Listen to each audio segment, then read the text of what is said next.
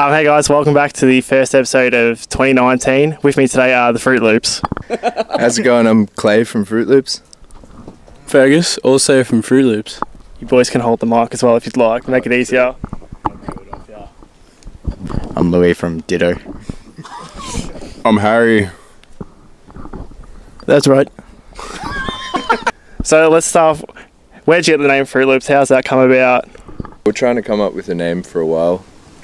And I think There's like a big list of There was like a big list of names, and we kind of just sat with that one because it kind of just stuck with us for a bit. Then we kind of thought about the whole copyright thing, so swapped the letters around, and happy days. Now it's just trying to get venues to spell your name right on posters, really. Which fully happens now. It's no worries. Everyone spells their name right, which is sick. It's starting to get there. I think we decided on Froot Luips because our genre is like kind of psychedelic rock, and we just thought the word Froot Luips entails, a bit of crunch, a bit of sweetness, a bit of color, and we were like, that's pretty cool. Like everything's rainbows. So how long have you boys been playing together for then? Probably about, like, all five of us. We've only had Kez in the band for about, who's on the end there, didn't introduce himself before. We've had him in the band for about 2 months now, but overall we've been playing for about 2 years, I think. Yeah, 2 years with different people. Yeah.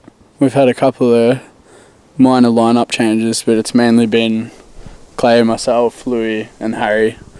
And Clay, myself, and Harry initially started it about 2 years ago. So, yeah, I think it's been almost 2 years.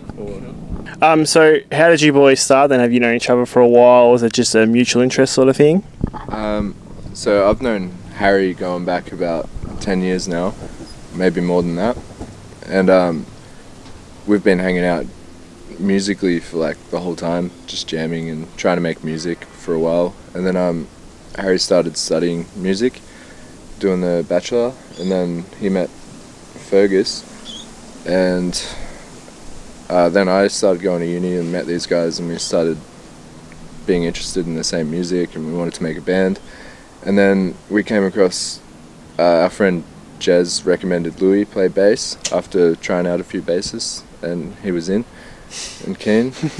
And then, we had another guitarist and another couple of members, and then we decided we need some percussion, and Karim was always hanging around, so we're like, oh, he plays drums in He's stronger than us all. mine and Fergus's and Karim's other band. They both play drums in this band Mud Punch, and So, we all just started hanging out and playing. Cool. Was it always an interest in psych-rock, or was that just something you all actually liked? It could have been something else originally.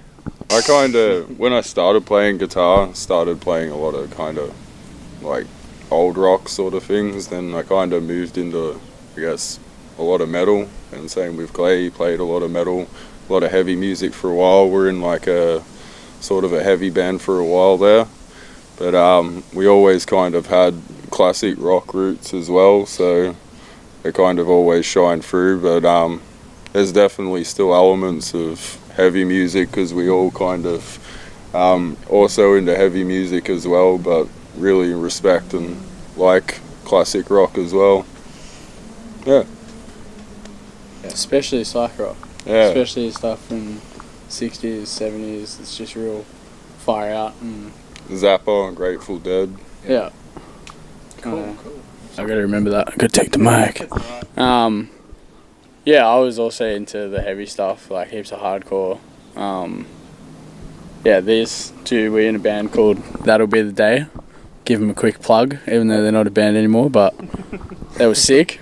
I was like not even in a band before this band, except for one real shitty hardcore band from high school. So it was like a real weird leap musically, but kind of always been listening to psych rock and stuff. So it was rooted there, but we kind of started more punky and heavy because that's like what we'd been doing for the last few years. But I think like overall the whole time we were always saying like we want to turn this more psych and get, you know, more jammy and stuff, and pretty much just like workshop through all of our songs that were like super punk based, like just real fast drums and riffs and stuff, and just like went through and slowed parts down, like brought things down dynamically and stuff, and just turned it into more of a psych-rock thing.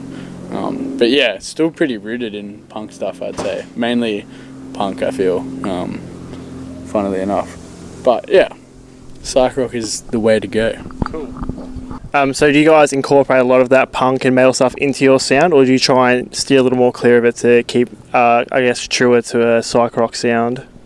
Yeah, we take a lot of influence from modern psychedelia like the OCs and King Giz and all that sort of stuff. So the heaviness is always there. We try and go as heavy as we can at some points, and like a lot of stuff is heavier than our old band where we're trying to be heavy, and now it's like because of the dynamics that we've developed and like just studying music and knowing a lot about what to do and constantly being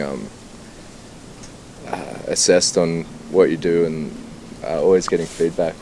We're always just constantly picking apart what we do. So we've developed like really heavy stuff and like really soft stuff, and like we just want everything we do to just be like a musical experiment where we just see if we can make stuff that we like, I guess. Yeah. We don't really have too much of a specific sound really. We haven't sat down and like said, okay, this is what sound we want to have. It's kind of just always been write the music and go off that rather than like having one specific thing, I guess. And that's like it's pretty common now in a lot of modern psych bands, which is really sick. Like obviously Giz is a great example.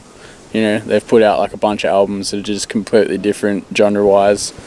But yeah, like I guess that's the main thing we've taken from the modern psychedelic kind of stuff, is just experiment with the sound and don't really pigeonhole yourself into anything in particular. And yeah, I mean, Louis got a sick band that he plays in that's like super noisy and just like intense and stuff. So yeah, I don't think the heavy roots will ever leave us. Like that'll, we kind of like share three bands, I guess. There's Froot Luips, which is us.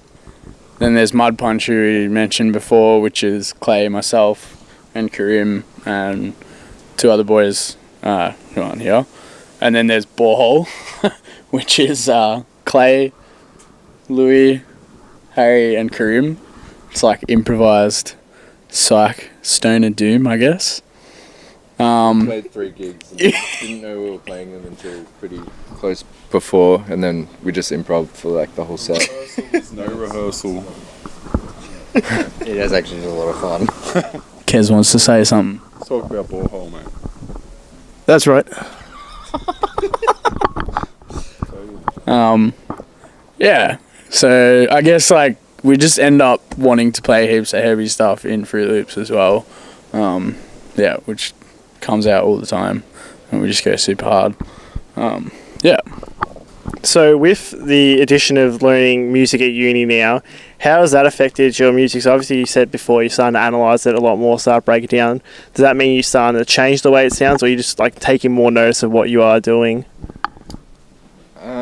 We're constantly trying to change our sound, I guess. Not to change it from what it was, but just we get easily bored, and we're just constantly trying new things. And I don't know, we're constantly trying to develop a sound as well as not get pigeonholed. So it's like we're just continuously writing and recording and demoing and just figuring out what it is that we're making, really. I guess it kind of made us more reflective of the music we write. Like we kind of sit there, we'll have a basic idea, and before we'll kind of just took the song for what it was, do a couple of minor changes, but now we're just kind of really a lot more critical of what we output. So yeah, I guess that's what uni really helped us with, kind of helps you hone your own direction with your sound, and yeah, not be afraid to experiment with different things, I guess. Yeah. Sorry, just want to say one thing. Yeah, I guess like in saying that as well, it's not a downside at all. Actually, I was gonna say that, but it pretty much means we all have our own idea of what we want something to sound like, which like is mainly where that experimentation comes from. Is just because we'll end up all having different ideas, and it's like, well, let's just try them all and like see what they all sound like, and then usually that'll like spawn a completely different idea. And like I feel like that's been the biggest thing about going to uni, is just like having your own idea of what you want your music to sound like, which is harder to bring into a band context, obviously, unless you're all willing to try new stuff out and Compromise. yeah, because there definitely always is a need to compromise with music and being in a band, which is heaps of fun, because like if you're down to just try anything, then you end up just coming up with heaps of shit that's yeah, and like constantly learning throughout the process, and yeah, it's kind of like you go from being assessed by other people to just kind of putting that into your own perspective and assessing yourself, I guess. You're your own biggest critic. Yeah, exactly. And like like uni and studying music at uni gives you that skill to like self-criticize and like assess your own stuff that's going on without that kind of outside help, I guess. Without having a bad attitude about it too. Yeah. Actually substantiated knowledge about it, like actually knowing theoretically how it works, and you know, intention behind music's really important as well. So I guess even if it is a loose intention, like even if the song lyrically doesn't mean anything, there's still some sort of drive about that song, which kind of, I don't know, it's, you resonate with anything that it kind of has an intention, whether it be really stupid, like you kind of, I don't know, it's a really weird thing to kind of explain that with music, like you can kind of, you might be able to put it better. Well, I reckon uni's sort of given us the confidence to experiment a little bit more, because you're all a little bit more assured, and because like I'd say our sound sort of ranges from doom psych to almost quite indie psych kind of stuff. We have that range, and having that ability to internally assess yourself means that we're more confident in trying new things and having songs that maybe have both styles or 3 different styles, or you know, so it's been really cool to that, you know. So And we met each other. Yeah. that's always That's the main thing. we wouldn't be a band without it. So had you started making? You have 2 albums out, if I'm correct. One out, and we're currently recording. Yeah. Okay, so you have one. Is it the other one an EP, or is it a single? Maybe I misread the titles on them. There's Spilt Milk there, and you have Psychedelic. Yeah, so we've released Spilt Milk. We released it as an album in 2017. We released it as our debut album, but then after listening to it and stuff, we decided we wanted to do something pretty unconventional and like take it back and not exactly re-record it, but use what we recorded, the drum tracks, and then we reamped the snare manually with like this pretty complex Yeah. Okay. thing, and then I remixed it and remastered it, and then made it just sound better and louder. We recorded Louis' bass on it because he wasn't originally Okay. on it, because we recorded it before he joined the band, or meanwhile, and then our other guitarist Sam Cashman recorded on it as well Okay. before he left. Yeah. But yeah, it just sounded a lot better, so we re-released it and we put it on a final record as well. Yeah. So what I was going to get at for that was then, did you release those albums prior to going to uni, or did you release them and then go to uni and look back on them with everything you've learned and go, okay, we want to sort of fix this up or change it up a bit? We released it while we were going to uni, and we were all in different years. So Harry was in his 3rd year, Fergus was in his 2nd year, I was in my 1st year. Yeah. And so we were all just at different learning points and stuff, and we recorded it in my lounge room and Harry's bedroom, pretty much. Yeah. Which is always sick. Yeah. And then we weren't really happy with it, but we were like, it sounds lo-fi and garagey, and it was the best of my audio skills at the time. Yeah. So, yeah, we just ran with it. Cool, Like, cool. We'll try and get better for each record. Yeah. Oh, I get that. So where do you take your biggest inspirations from? Who are some of the artists you really look up to and try to, I guess, emulate some sort of sounds from them? Well, my biggest influences for musically for this band has been pretty much the whole era of psychedelic rock that I've heard thus far. Yeah. So all the 60s and 70s and stuff.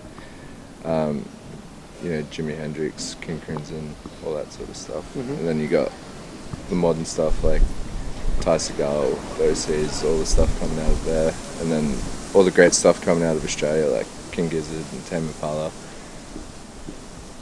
The list just goes on forever. Yeah. But those sort of immediate The names that jump influences, I reckon they'd be obvious if you listen to our sound, you'd be able to pick up a million different influences. Yeah. Yeah. Cool.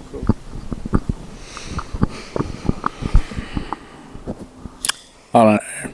It's too hard to even like begin that conversation there. Like, it's fucked. Well, it's going to be complex. Eh? Come on, bro. Like, there's so much. You pretty much said it. It's like all of psychedelic rock, pretty much. Like, so many different eras. Like, I'd love to say Grateful Dead, you know. But, like, that's only been in, like, the last, you know, probably 6 months or so. So, like, when we were first starting out, like, Giz was massive. Like, I'd say that was definitely probably the biggest influence to start out with. And yeah, like, pretty much Australian psych rock was just, yeah, a lot of, yeah, that was actually, I forgot to mention. yeah, that was our biggest thing at the start, was surf rock. We listened to so much surf rock. Our first song we ever wrote was for Harry's uni assessment that he wrote, yeah, called Lagoon, and it was just this real surfy song, and that was like pretty much our first Froot Luip song, and then we ended up turning that into like more of a psych surf song. But yeah, that was like our initial idea for the band, was like have this kind of surfy, like weird psych rock band. Yeah, but then like eventually we kind of steered away from the surf. It's still in there a lot, but like not just straight out kind of surf sound. Yeah. And that's a lot of what we had originally. But yeah, for me, I don't know, I guess personally, if I had to name one like artist, probably Jimi Hendrix. It's been the biggest one. And just Mitch Mitchell, drummer for Jimi Hendrix. But yeah, pretty much anything I feel like influences me. Just music is fucking sick. Like, it's insane. Louis is a bit more crazy, so he might have some cooler shit. Actually, I was going to say, I must admit, prior to joining this band, I did not really listen to much psych rock. Well, I mean, I kind of like to just try new things, to be honest. Prior to that, I was playing a lot of, like, you know, I do a lot of sort of post-punk and post-hardcore kind of stuff, and like, you know, and yes, postman, all the posts basically. But prior to that, I played a lot of pop. I played a lot of funk music. I was definitely growing up. Yeah, true. A bit of neo soul as well. Yeah, true. I definitely growing up, I was listening to a lot of like Deep Purple and stuff like that, and Black Sabbath and lots of early sort of doom stuff. But it was actually kind of an awesome thing. I joined this band not really having that much of a knowledge of the bands these guys were talking about, and it was through playing with this band that I actually learned about all these great new bands. So that's exactly what I set out to do, which is great. But to, I don't know, say what my best influence for this band would be, Yes, 100%. Sick. Yeah, so they're just tops. Yeah. I don't know, it's pretty varied, my influence. Kind of listen to anything. I can kind of take something out of most things, unless I, like, obviously really hate it because it's shit. But Yeah. that's kind of subjective thing, hey. But, yeah, definitely a lot of the energy is from listening to a lot of heavier music, because it's just so, I guess, powerful and gets a message across, and just really energetic live shows. But obviously a lot of, I guess,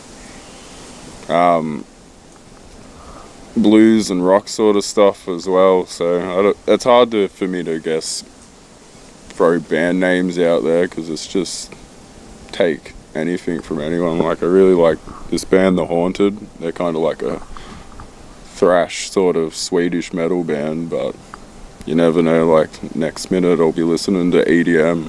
So no, Making EDM. yeah, I'll make an EDM. Absolutely no shame. Like, genres only shackle you. So I love psych-rock. you just do you the best way you can do you, really. Yeah. What do you got to say about this? That's right. So obviously a billion two different influences, and psych-rock's a really, I guess, a really open sort of genre. There's a lot of sound and a lot of importance to the sound that you make. Do you find that when you're making the songs and or attempting to make songs that I guess the production of how you sound is more important than the lyrics you put across? Oh, that's a good question. It's a good question. Yeah, I reckon the lyrics wouldn't matter at all if you had like a really cool song. That's proven a lot of times throughout the history of music. Like, there's some ridiculous songs about bullshit, but they sound so cool. You just have to listen to them. But that being said, like, I don't write lyrics for them to be anything more than they are. Like, it is what it is, pretty much. Like, I'll try and write stuff that's allegorical. Like, it'll mean something to me, but it'll also mean something to me in a different mood or a different day. Okay. And just try and layer things so they could sound like anything and be symbolic. Okay. And, like, just try and make them like art and make them go with the song. And then, so I think if the song's good, then the lyrics don't necessarily matter, because people make lyrics important to them because the song is cool. It's a good way of putting it, yeah. Yeah. At least relevant to us anyway. Yeah.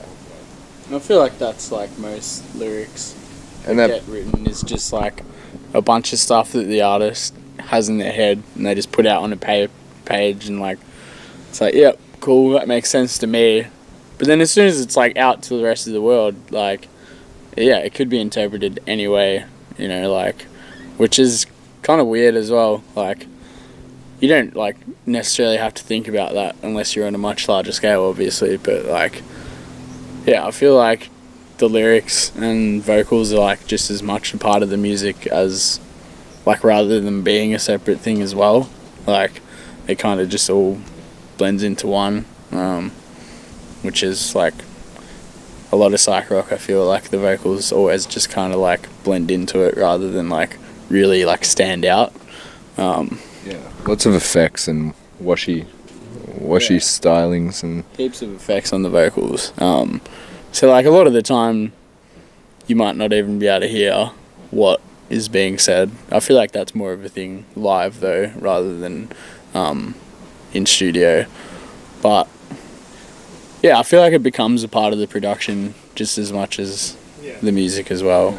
I try and think of vocals as kind of like a guitar or something that you could, like, you know, stomp box and have it delay out, or have like a washy reverb effect or something, because there's so much you can do with vocals. And like, I'm not a trained singer. I've been learning just since I've been in this band. I'd never sang before that. I did a little bit of yelling in the old hardcore band, but I didn't know how to pitch or hit notes and stuff, and I'm constantly learning like technique and everything like that. I learn a lot from the people I go to school with.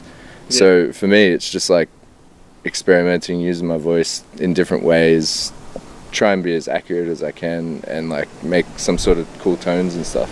Yeah. So yeah, the production's really important on the vocals and stuff. And like that all being said, like our band doesn't find, like, we have lyrics that are allegorical and stuff, but like there's probably nothing more powerful than like a a really meaningful, like, a cappella song that's just Yeah. full of lyrics. Like, Yeah, and that all this being said, not trying to take away from the importance of lyrics, because lyrics are fucking amazing. Yeah. But yeah, like, I feel like that kind of stuff will develop more over time, because like, it's only been in the last, like, since we've been working on this new album, like, we're really trying to, like, just change the vocals up, like, do some harmonies, do some weird phrasing and stuff,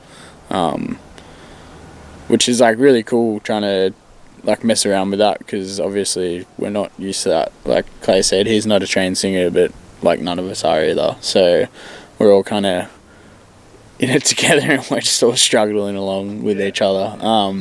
And, like, yeah, hopefully we can start incorporating that into shows, like, have more than just, like, 2 vocals and have some harmonies and stuff, which would be awesome. And I feel like once that starts progressing, our lyrics will probably get, like, a lot better. And yeah, I feel like it all just kind of comes with time. We focus on the music a lot, and we're starting to get a lot better with that. So I feel like the lyrics are kind of like the next thing to come, and just vocals in general. yeah, I'm grilling myself about vocals and harmonies and notes and stuff, so I'm constantly thinking about that now. Gotta start grilling myself too on that. But yeah, I love writing lyrics. It's weird. I do like a bit of hip hop stuff.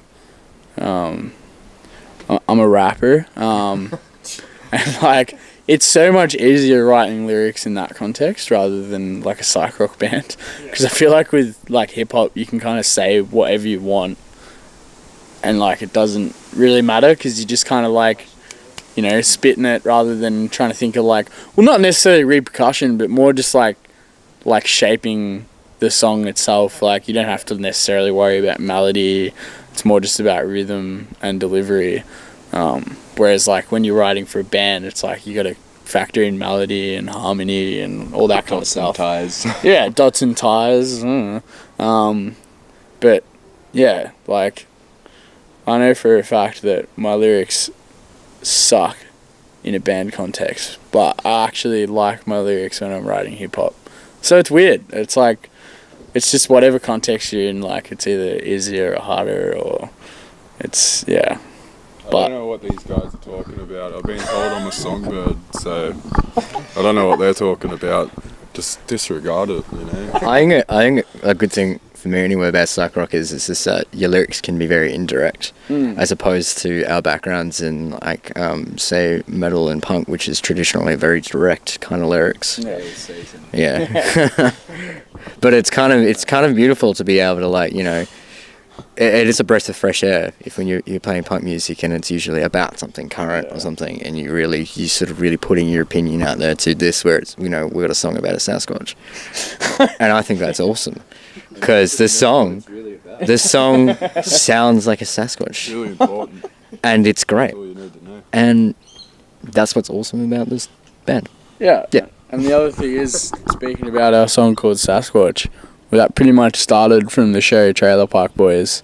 There's like the scene where Bubbles is getting, well, he thinks he's getting attacked by the Sam Squanch, but it's not the Sam Squanch. So originally it was called Sam Squanch, but every time we spelt it, it was just different. So we fucked off Sam Squanch and just stuck with Sasquatch, because that made a lot more sense. I thought the inspiration came from the Big Les show.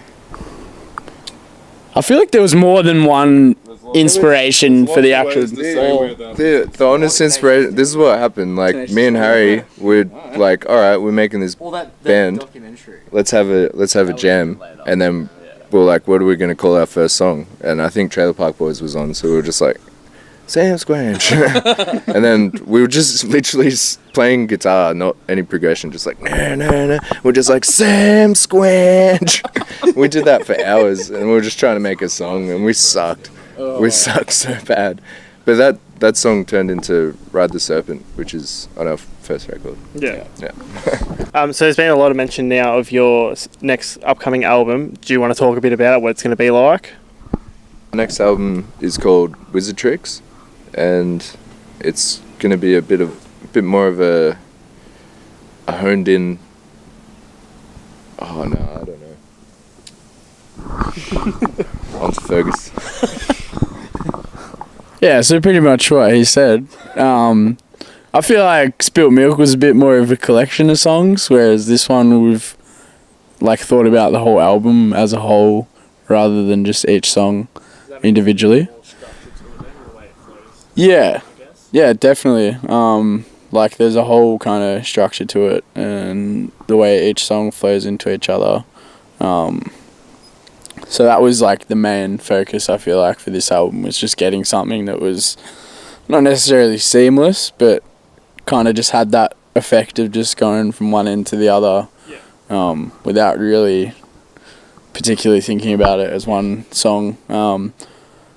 But yeah, also we changed the sound a fair bit. I feel like it's gone a lot heavier in terms of the riffs that we've written, and just the overall sound. Like on the first album we had like Ride the Serpent, which was super doomy and heavy, but we didn't really have any other songs on that album that were like that. Like there was a couple that kind of got to that same level, but just like weren't just straight throughout heavy. I'm gonna hand it over to Harry. Marshall. Thanks, Figs, mate. Well, yeah, Spilt Milk kind of was just provided all the doorways for us, and Wizard Tricks, we're just kind of picking one of those doorways that it kind of made for us. So it's definitely got a lot of heavier elements to it, and there's definitely a lot of aspects where we've kind of borrowed off Middle Eastern aspects as well, just with sound and kind of feel, I guess, because we really kind of started to appreciate world music from studying, which kind of opened us up to thinking a lot more outside the box melodically with what we do, and rhythmically especially. So yeah, no, it's one of the doors. Who knows what the next one will be, but yeah, this one's probably going to be a bit heavier, a bit more focused than our other ones, and have a bit more of a consistent sound, I guess. Yeah. You didn't say polished then. So Never. Yeah, it's not like it's a more polished album, but in terms of a direction, There's growth. Hang on. What have you got to say about it, mate? That's right. Oh, it's got... Wizard Tricks is going to have a much more consistent theme, I think, in terms of Spilt Milk was definitely just a collection of songs, and there was no theme because we just wanted to put those songs out, and we wanted them to be all individual songs. Whereas this one, like, we've thought of a theme, which is like coming from the land of Spilt Milk. We have this giant story in our heads, and Wizard Tricks is just one of those paths of that story. And so we were able to like theme it out and kind of imagine it, and like I've been drawing lots of pictures to do with it and stuff, like album covers. Yeah. So we're all kind of just imagining what this world is that we're thinking about and writing songs about, and like, so like we got a song about a Sasquatch who's like following the wizard around the woods, and it's all mystical and stuff. And then we've got Artificial Pollinating Bee Machine 2, which is just like fast and heavy, and like a direct sequel, or it's actually a prequel to the first song. That's how we play it live, because it flows into it that way. Yeah. But just the way we've thought of each song, and like the keys going into each song, and the ways we're going to flow, the effects and the notes and everything, just like strung into the next sort of song. And we'll like fade it in certain ways and stuff, just to keep it flowing like a movie kind of thing. Yeah. and I guess it's not just the music. It's we're trying to get flowing as well. It's also like touching back on what we were talking about lyrics before. Like we've thought about the story more, which is like starting to come out in the lyrics, and like Clay said, it's all kind of in our head.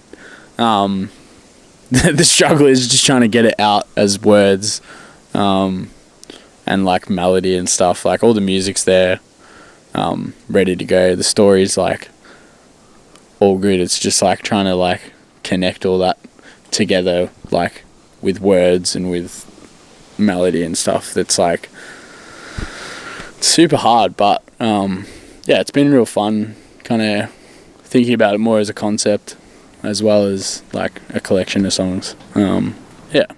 Cool. So you kind of just about touched on it. What I was going to ask is, do you do your own cover art? Because from what I looked at on for the two albums or the two things that are up on Spotify, they're fantastic to look at. So do you do them yourself?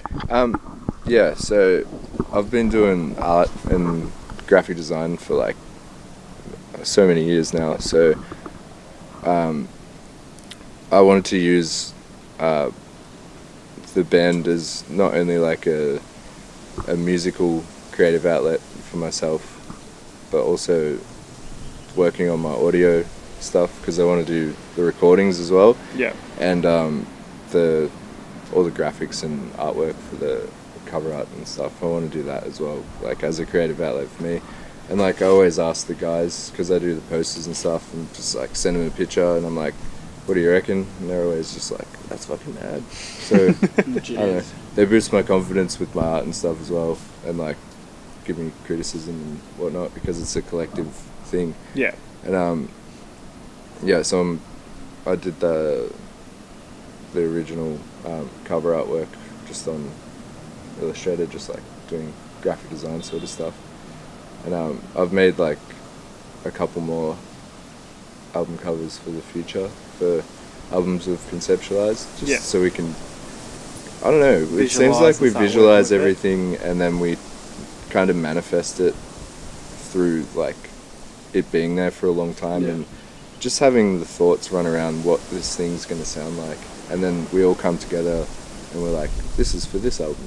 Like, but yeah, we pretty much want to do everything ourselves and keep it all in-house. So by me doing the artwork and stuff, we're saving a lot of costs that would, you know, send off to go get a poster or something that's $50.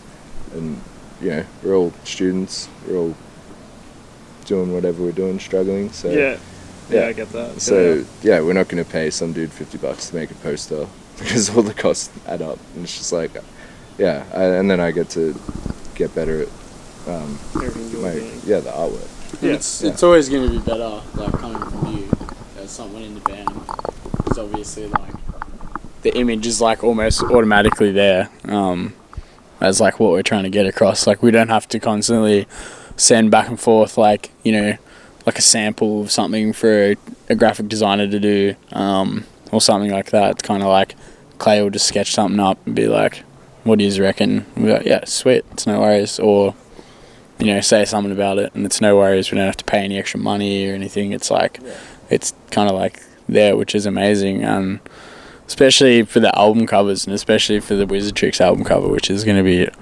fucking sick. I don't know, should we like give it a sneak peek? Yeah, I mean, we're nothing, we're no one. Yeah, exactly. Like, what sneak peek is this even going to be? What do you reckon? Do you boys want to say anything? You got anything on your minds? Yeah, righto, bro. I just want to say, it is what it is. It can't be what it's not. But if it isn't what it is, it will be what it is. That's right. Harry started doing some artwork. That is right.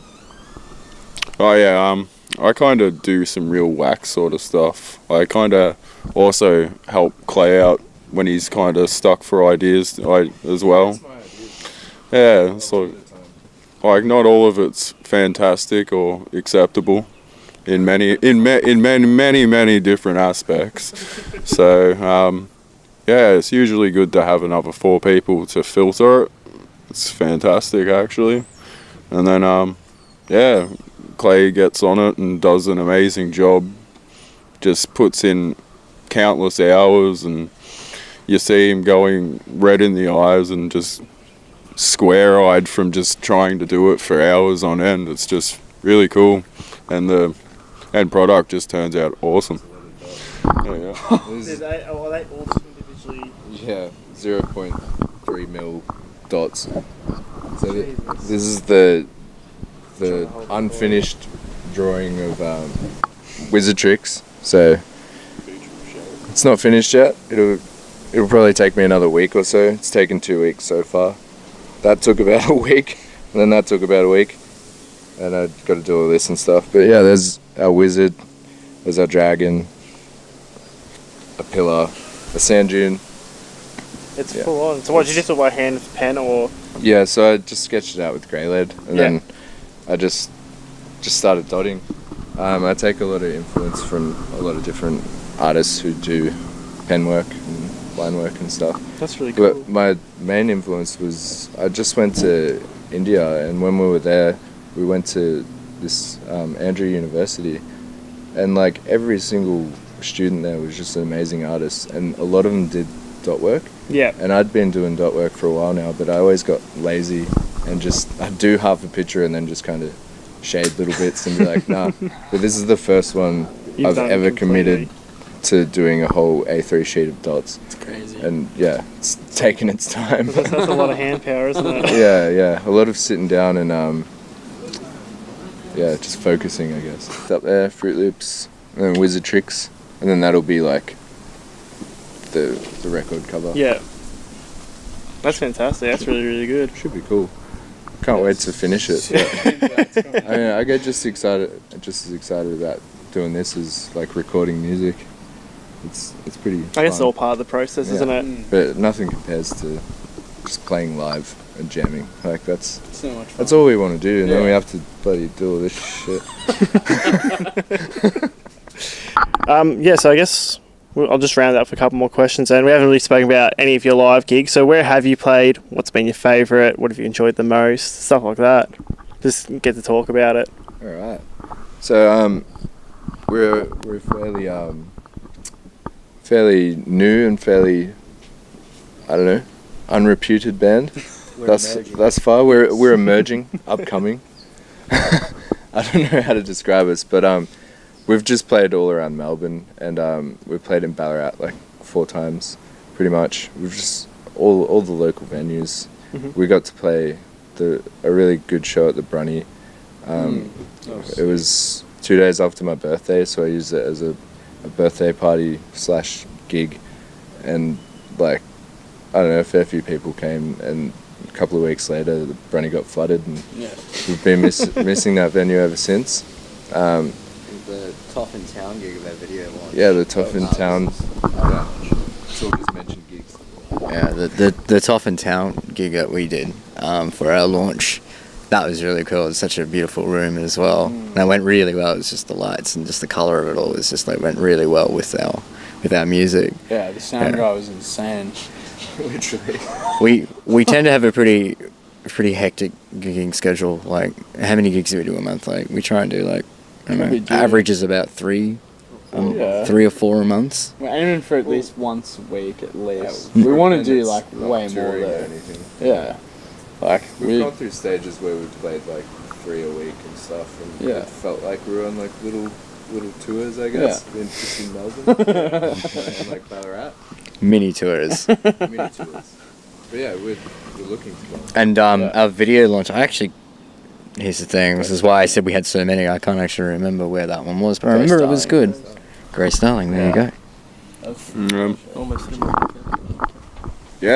Grace Starling, they're a great venue. They really look after our musicians. Like, we've had a great time. We've played quite a few shows there. Old Bar, another. We haven't played Old Bar. Not Old Bar. What's it? Bar Open. Sorry, I get all those. That's another great little venue. Really good for the scene. Like, lots of bands playing there every night, I'm pretty sure. So, yeah, the Tote, another cool one. Just pretty much, we've smashed Smith Street, I'm pretty sure. So, Penny Black, we've been there. Penny Black, that's another one that we've done. It's kind of a bit of a strange venue. It's kind of like a mix between bangers out the back and kind of indie music out the front. So In between. yeah, and lots of bricks in between. It's So, kind of interesting playing venues that don't have door charges, yeah. like Penny Black, where you just walk into the front bar. It's always good because you're like all these random people coming in, they don't know who you are, and they get a chance to see a new band or something. But then it's kind of weird sometimes because you see some people out having dinner with their folks and they're like, what's going on here? And Ballarat was cool. It was a part of like Ballarat's art festival, so we played on the back of a truck in an Anglican church with really good sound. Yeah, that was a long set, but it was really cool, and yeah, it was very heaps of fun. Like yeah, we got really looked after, really good reception there as well. So I don't know, we feel like we've kind of done Melbourne now. We're looking to start to branch out to maybe some festivals and jump on some interstate sort of support bills. Even in Melbourne or Victoria, we're just happy to play anywhere and everywhere, anytime. That's right. My favourite gig was our first gig where we played at the Evelyn. That was sick. Haven't played at the Evelyn ever since. We're going to soon. Yeah, we're going to on March 21st, playing at the Evelyn. Turtle Wave, China Beach. Can't remember the other band. Headliner. They're from Tasmania. No, that's the one at Grace. Yeah. We play a lot of gigs. Yeah. I Just scramble into nothingness. Yeah. I'd like to say that I don't think we play enough gigs. I think we should play way more gigs. Like, there's never enough gigs. That's the bloody problem. But yeah, that first one at Evelyn was sick. Like, there was a lot of people there for our first gig. Plus that night was just awesome. Our mate's band, Donald Dank and the Naughty Boys, were playing. They did like this cover of Breakthrough onto the other side. Break On Through, sorry, by the Doors, and there was like 40 people on stage at the Evelyn just all singing this song. Like, our mate was just like hanging upside down off the rafters, like smacking a snare drum with his hand and shit. Like, I had a snare somehow, and I was just like smacking it into like the front microphone, just like scream and Break On Through. it was super loose. It was so much fun. Ashwin was doing shoeies. Like, just our first gig gave us a really, really good impression of what our potential career could be. Pretty much. It was a lot of fucking fun. It was this guy's first gig. Like, technically, actually, it wasn't our... First gig was in a house. Yeah, that was our first gig. That was my first gig. That was a good Around first the gig. corner Yeah. somewhere, Ethan's house. It was in like, yeah. It's near High Point, kind of. It was just some shed in the backyard. It's pretty dope. We didn't have bass. It was real, like, fucked. We just fucked up heaps. Asbestos-y. Very asbestos. Yes, very asbestos-y. Much like that. Yeah. So yeah, moral of the story: It's structurally sound. we just want to play more gigs. In 5 years' time, where do you guys want to see yourself, and what would you say is a success in that amount of time? I honestly think about this all the time because I really wonder where each day brings you, and like I just try and, you know, for lack of a better term, lay a brick each day and just try and build something out of it. Yeah. Whether it's, you know, just drawing the picture or just playing guitar, practicing, or like thinking of a song or something. So I always try and visualize 5 years down the line as like a kind of chunk of life, and it never works. I bloody It was building up so promising. I tell you what, it's a long time. Nah, but I try and think like 2 years ahead kind of thing, like, Okay. because you can think that far ahead. Yeah. I think in 5 years, like, my dreams just explode into, I don't know, we're just a successful band and we're releasing records. People are booking us for shows and we're able to do everything that we want to do. Like, we're able to play loud and be a band that plays, like, you know, Something most other than nights. beer to run the car. Yeah, yeah, pretty much. So I see us 5 years down the line hopefully making you know, a living off just music and doing what we do and like all the hard work we're putting in, and just being able to comfortably write music and play shows on our own schedule, sort of thing. Yeah. So that's 5 years down the line. So that's a long time. But like, we actually have a plan for like the next year and a bit, 2 years, and that's just get these records out and play these shows and book these shows. Yeah, and just keep progressing from there. Just keep progressing. So we've got plans and stuff and hopes and dreams and lots of ambitions, and we don't see ourselves slowing down anytime soon. That's good. Hopefully it all comes to fruition then. Yeah. Bloody hopefully. I feel like I just forgot what I was gonna say. Fuck. Oh yeah, 5 years. Oh, I feel like the goal at any point is to like make a living off this, because if like we can avoid working actual like jobs, that'd be For other people. sick. Like if we could all make enough money off this band to like live somewhat comfortably. We can get more than Centrelink pays Yeah. students. If we can get, yeah, pretty much that's the goal in the next, I don't know, 5 years, I guess. Make more money than Centrelink gives us. That'd be sick. We don't need platinum sales. We need like sales. we need like a small community to buy a few records, and then we can eat bread and peanut butter all we want. Oh, we're pretty much sorted from that point, I feel like. Peaceful cult, basically. Yeah. That's willing to give at least $1 a day sort of situation. Like Patreon our music, I guess. Wave of the future. I don't know. What do you think, Kaz, mate? Yeah, that's right. Yeah. Very poignant. Oh. I know I'm probably going to go against the grain here and say that I'm a bit more of a pessimist. I think that you should just, for me anyway, it's just like in any music thing I do, I just go, I'm just going to keep doing it as long as it's fun. Yeah. Because it's more fun just progressing as a musician. Pessimism, bro. What are you talking about? Well, I don't, pragmatism maybe. Okay. Yeah. But I don't know. I think if you expect your music to make you a mint, then you're going to, there's a good chance you're going to set you up for disappointment, Well, because it is such an uncertain. You are being very humble. We're definitely not I'm expecting echoing the sentiment. Yeah. But I just personally, I just want to keep making music, keep going as a musician, keep trying new things, and if something comes out of it, woohoo! I'll buy a new fridge or something. Yeah, definitely. I mean, we don't. But until then, I'll deal with like hot milk and tasty jams. Yeah. Right. Yeah. You know, just get my health in order, you know, like clean my act up a bit. Like I lack a lot of substance character-wise, and I just, you know, gotta be a bit more reflective on that and really look at myself over the next 5 years, and you know, maybe buy a George Foreman so I can get rid of the fat out of the whatever I'm eating. Yeah.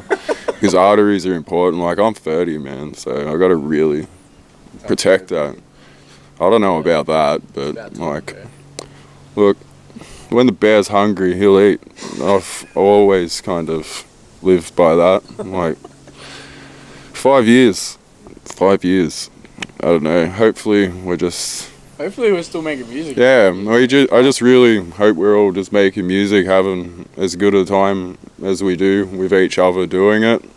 And, you know, if we get to travel somewhere doing it, I don't really care about packing a bank account from it. Like, if I can just make enough to go place to place, have some cool jams in a new place, get some new people, go, hey man, that was awesome, really liked your show. That's good enough for me. That's as far as success needs to be for me. Alright, so we'll wrap it all up now. You guys have been phenomenal guests. You've been some really intuitive and like lengthy answers that I was completely unprepared for. Like, some of this was just like unreal, like, what's going on. So thank you for that. Thank you for being the first guest of 2019 as well. It's been, again, phenomenal. If there's anything you'd like to say or add, like, feel free to. Thanks a lot for having us. It means a lot that you come to our house and talk to us. That's alright, absolutely. I mean, nobody wants to talk to us. It's crazy. Without people like yourself doing things like this for local music, like people don't know, and I don't know, like we got to grow it as best we can, Massive help kudos. each other, I guess. So it's awesome. Thanks for giving us opportunity. What do you got to say, mate? Yeah, cheers. I'm all about the switch up there.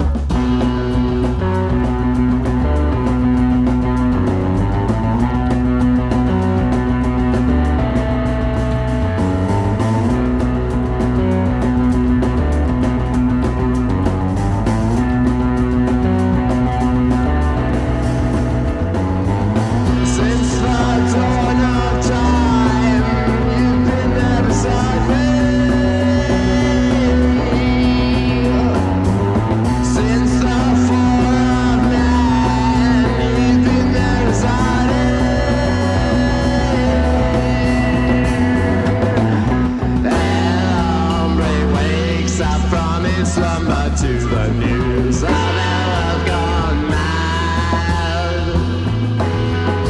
El hombre takes a step